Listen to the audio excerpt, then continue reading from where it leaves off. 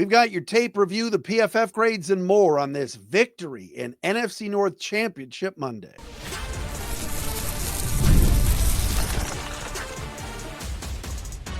You are Locked On Lions, your daily Detroit Lions podcast. Part of the Locked On Podcast Network, your team every day.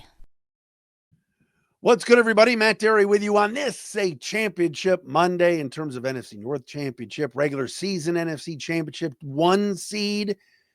It is the Locked On Podcast Network and Locked On Lions, Matt Derry, and you on this, a Monday, January the 6th into Tuesday, January 7th.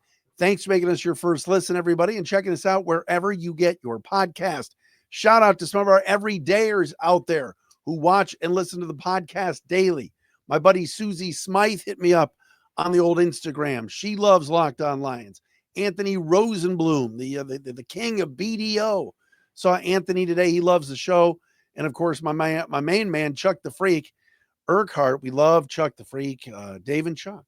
Chuck is a frequenter here of Locked On Lions and a huge Lions fan. But shout out to all the fans. What a performance yesterday by the fans. What a job by the Lions. They rout the Vikings 31-9. They're going to sit out this week. A first round bye is so vital.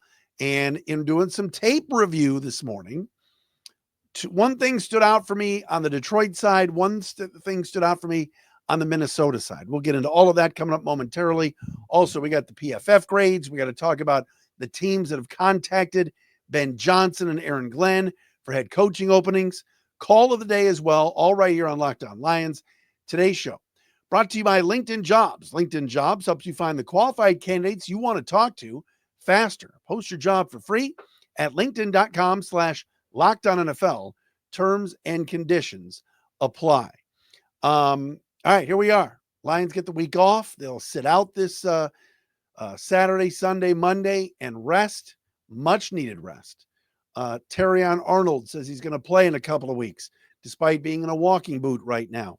Lions say the hamstring injury to Kevin Zeitler, we'll have to wait and see on that. Regardless, the best news of this whole thing is that the Lions are NFC North champions for the second consecutive year. This time around, home field goes throughout Ford Field. The Lions do not have to travel on the road until they get to the Super Bowl, hopefully in New Orleans in February.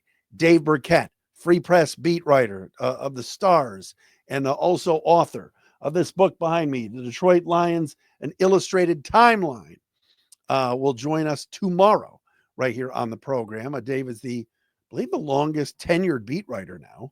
He's covered the team for a long, long time at the Free Press. Check out his stuff at freep.com. Dave does a great job. We'll talk about the team. We'll talk about his book.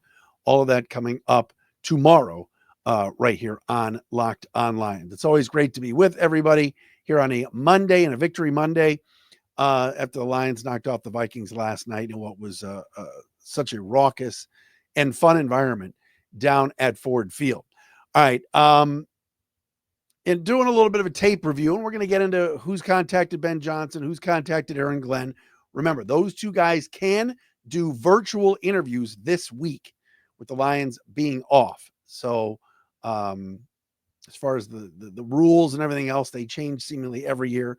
But at least for this week, Ben Johnson and Aaron Glenn can interview virtually. And then they can't be talked to until after the Lions are done. All right.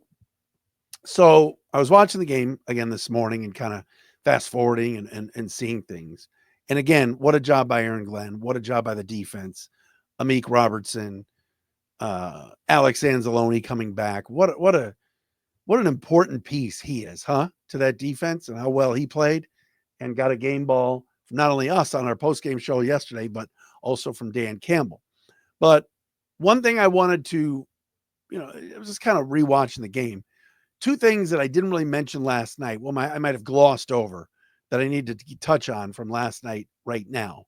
Number one, the play of Levi Onwuzurike. He was everywhere last night. He was better than I thought he was. And we're going to get to the PFF grades momentarily. Levi did very well, according to our friends at Pro Football Focus. I've got a bone to pick with them about another grade. But Levi had 9 quarterback pressures in the game last night. 9. That's a free agent at the end of the year that's going to get paid. But the Lions' defensive line for the last few weeks was doing nothing. The Levi's and the Readers and Zadarius Smiths and Muhammad's and guys like that. Patrick O'Connor were not getting it done. Brock Purdy had way too much time to throw in the first half of last Monday night's game. 2 weeks ago against the Bears, Caleb Williams threw for over 300 yards. And I know the Lions kind of walloped the Bears in that game, but Caleb had a lot of time in that game to set in the pocket and do his thing. We've talked about the pass rush being so important to this team. And look, nobody's going to replace Aleem McNeil, and nobody's going to replace Aiden Hutchinson. But the guys needed to step up, and they did last night. And Levi was a big part of it, huge part of it. Love the way he played last night. 9 pressures. That's pretty remarkable.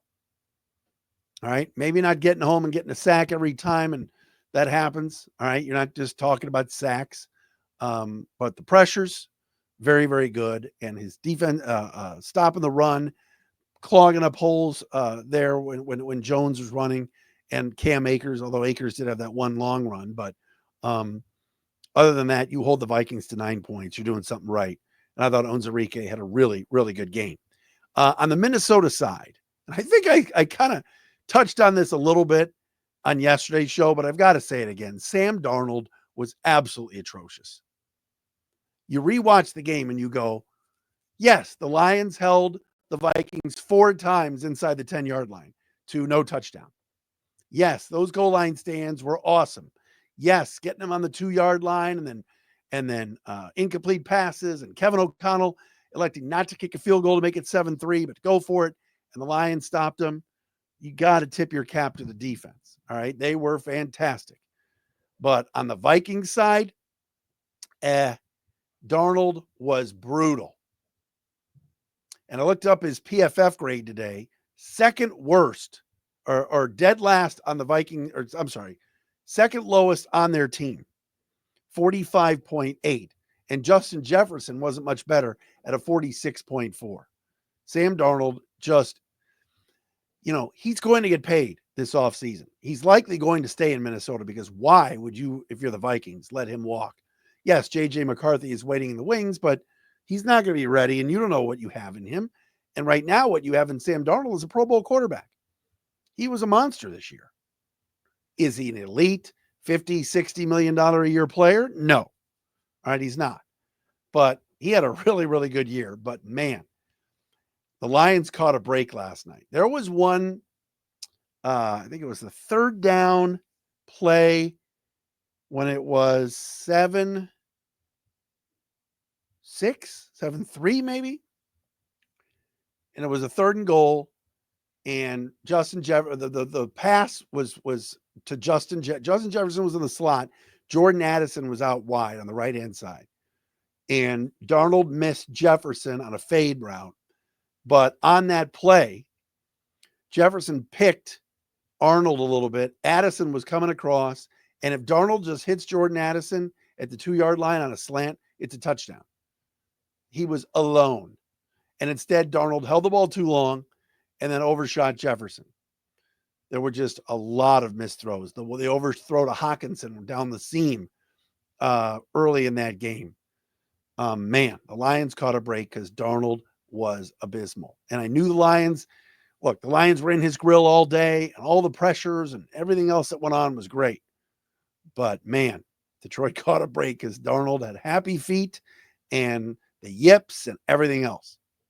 And you have to wonder now, if the Vikings are the lowest seed that wins this weekend and has to come back to Ford Field in 2 weeks, like Dan Campbell called it with Kevin O'Connell, will Sam Darnold be any better? Or will he be back in that house of horrors at Ford Field going, oh my gosh, again with this? I was just here. We'll have to wait and see on that. I still haven't decided yet. We'll talk about this tomorrow with Dave Burkett. I haven't decided yet who I'm rooting for this weekend, who I want to see the Lions play. Obviously, it's going to be either the Rams, Vikings,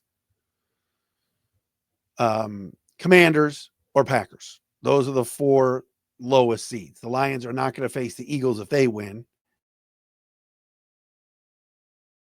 won't face the Bucks if they win. But they could face, like I said, the Rams, Commanders, Vikings again, Packers. I don't know what was up with Green Bay yesterday. That was a weird performance in Chicago.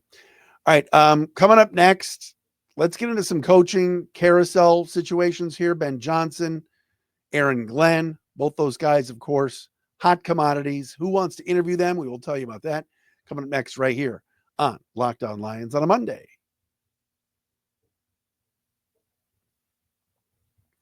And we told you earlier, Locked On Lions brought to you by our friends at LinkedIn Jobs. If you're growing your small business in 2025, it comes down to how well you can hire. Let's face it, better hires start with smarter insights. That's where LinkedIn comes in.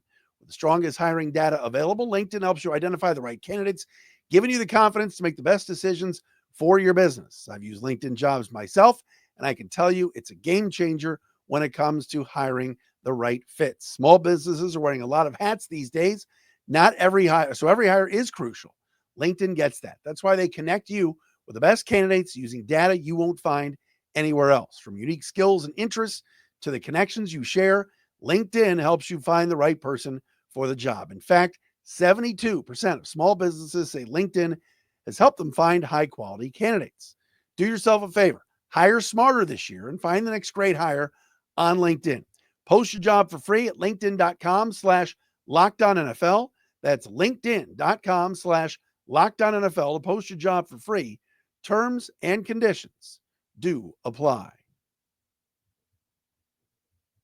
And hey, did Rocket Money help you find any subscriptions you forgot about or that you were paying for twice? That's happened to me before. I've had a few subscriptions I didn't even realize I was still paying for. And Rocket Money made it easy to track them all down, so I'm not paying for them anymore. It's like having a personal assistant for your finances. Rocket Money is a personal finance app that helps find and cancel your unwanted subscriptions, monitors your spending, and helps lower your bills so you can grow your savings. It brings everything together in one place, whether it's your subscriptions, your spending habits, or even the goals you want to hit this year. Rocket Money has over 5 million users and has saved over a total of $500 million in canceled subscriptions and saving members up to $740 a year when using all of the app's premium features. All right. Cancel all those unwanted subscriptions. Reach your financial goals faster with Rocket Money. Go to rocketmoney.com/lockedon today. That's rocketmoney.com/lockedon. rocketmoney.com/lockedon.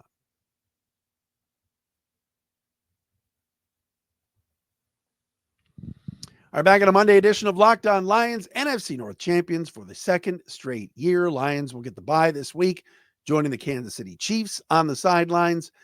You got Philly and Green Bay. You got Tampa Bay this week, and Washington and the Rams and the Vikings coming up Monday Night Football next week. Thank goodness the Lions are not in the wild.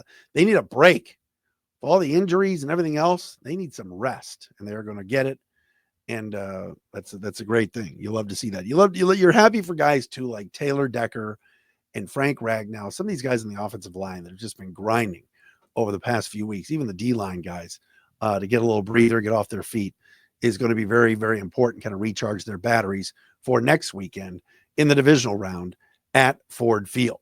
All right, here is the very latest we can tell you about head coaching openings and requests for interviews. There are 5 openings right now for head coach. Chicago, the Jets, New England, New Orleans, and Jacksonville came open today with the firing of Doug Peterson. No surprise there. I was a little bit surprised at the Colts. I mentioned this yesterday, kept GM Chris Ballard around. The Jaguars are keeping Trent Baalke around as their GM. I have no idea why. That is a major mistake. But with that being said, we know this: Lions defensive coordinator Aaron Glenn, Lions offensive coordinator Ben Johnson. Those are 2 guys that I think are both going to be head coaches next year. I really do. As far as the teams that have reached out so far to interview said Lions candidates, Ben Johnson requested for an interview by the Chicago Bears, no surprise, and by the New England Patriots today, according to Albert Breer.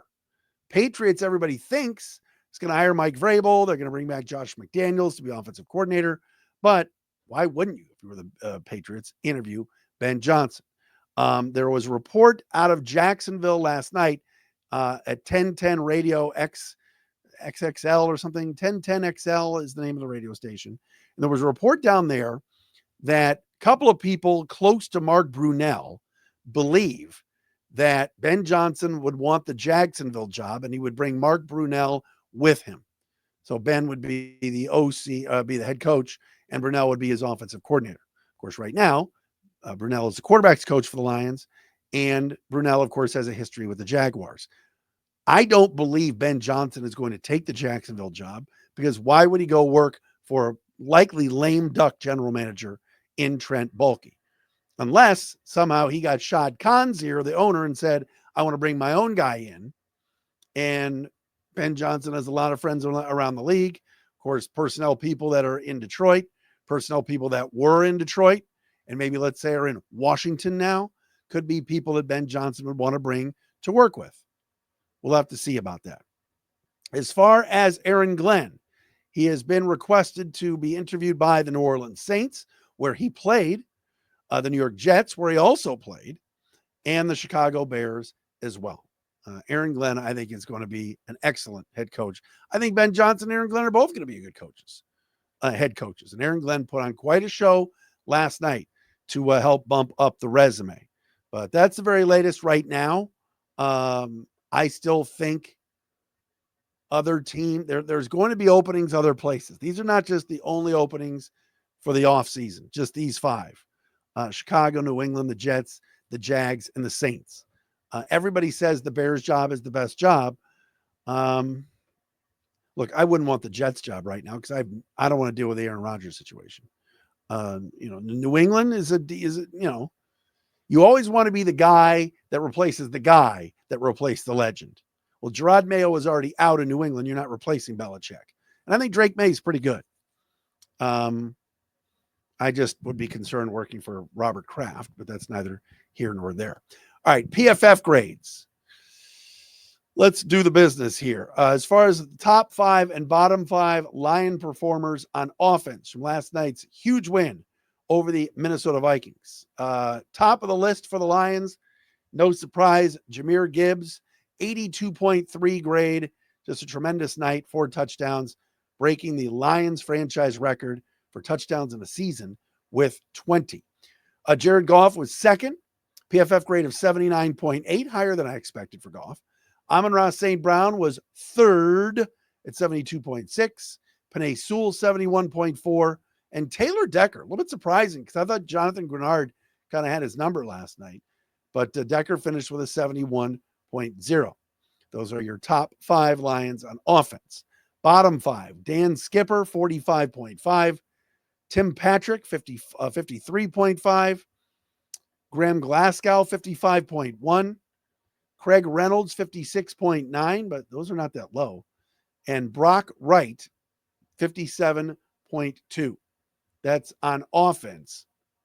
On defense, I have a bone to pick with PFF. I'm going to get to it in a second.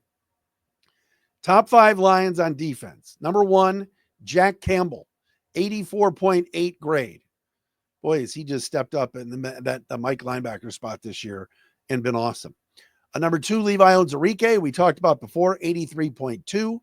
Al-Qadin Muhammad, 81.2, was third. Kirby Joseph, fourth at 79.1. And Terrion Arnold, fifth at 74.1 before he left the game with that foot injury. Where is Amik Robertson? How is Amik Robertson not a top 5 Lion defender? I'm scrolling down. He's 14th at 61.4. A tackling grade of 80.8, but his coverage grade was just 60.4. What? We just told you Justin Jefferson's grade was in the 40s last night. That's the guy that was on him. Amik Robertson is a dog, man. I love that dude. Love that dude. So happy for him. And I'm so proud of him, too, for not getting a penalty and not trash talking too much yesterday. He kept his mouth shut. But 14th on the Lions, ridiculous. Bottom 5 on defense, Mitchell Agude, 33.4. Patrick O'Connor, 37.8. That poor kid is always in the bottom 5. Josh Pascal, 56.0. Ife Melifanu, 58.0. Trevor Nowaski, 58.2. Those are your top 5 and bottom 5 Lions from our friends at Pro Football Focus. Hey, I usually love PFF. I'm usually in agreement with PFF. I was in agreement on their score on Onwuzurike, but Amik Robertson played a heck of a game. Unless they think all he did was pass interfere and there were no calls. I know the Vikings spent a lot of time in the post game, including Justin Jefferson, complaining about being held last night. Same with Hawkinson. Sorry, guys. Lions were physical. Bitching about the refs? You got your asses kicked. Please. Go enjoy LA. We'll see you in 2 weeks. All right. Coming up next, let's do our call of the day. If you want to be our call of the day, you go to speakpipe.com/dairy podcast page. You too can leave a voicemail and be our call of the day. As always, Locked On Lions brought to you by our friends at FanDuel. From big upsets to game-winning drives, the NFL playoffs are just better with FanDuel, because right now new customers can bet $5 and get $200 in bonus bets guaranteed. That's $200 in bonus bets, win or lose. The FanDuel app gives you everything you need for live bets, same-game parlays, and so much more. Seriously, visit the website, look at the betting lines, check it out. Tonight, your Detroit Pistons are red hot. Those are Jake Bonderic's Detroit Pistons, ladies and gentlemen. They're hot. They're welcoming in Mr. Big Shot Chauncey Billups and the pathetic Portland Trailblazers. You want to put some money down on your Pistons, you can do that tonight at FanDuel. Visit FanDuel.com to join today. Get started with $200 in bonus bets. That's FanDuel.com. Make this playoff season unforgettable with FanDuel, the official sportsbook partner of the NFL.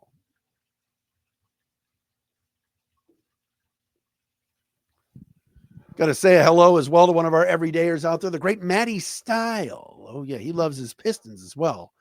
But we love you, Matt. Thanks for your support of On Lions. Dave Burkett, Free Press, beat writer, breaking news man, one of the best in the biz, and author of The Detroit Lions, an Illustrated Timeline. This very book I had resting behind me. Got to get this book. Dave is the man. This book is fantastic. Pictures, you read. Yes, read a book. Reading is fundamental. Dave Burkett going to join us tomorrow. All right, one of our everydayers checking in from overseas in the UK. This is my man, Simon Platford. He is our call of the day. Of course, it's not queued up. So let's hear from Simon. Call of the day today at speakpipe.com/dairy podcast page. Let's hear from Simon. Hi, Matt. Simon from the UK here, everyday listener. I called you last year and you played my call in about July, and I asked about Levi Onwuzurike and your thoughts on him. I said I thought he was going to have a devastating season, and you said possibly of all the people Brad Holmes had drafted, he was possibly the closest to a bust. Just wondering what your thoughts are now. Personally, I think he's nearer my devastating than your bust. I don't think he's been completely devastating. He did have a lot of quarterback pressures on last Sunday's game against the Vikings and really helped. And I think he's really held our defensive front line up when obviously we lost Lee McNeil, which was a devastating loss to us, really. I think Levi's been really good. But the question is, are we going to pay the big bucks to keep him?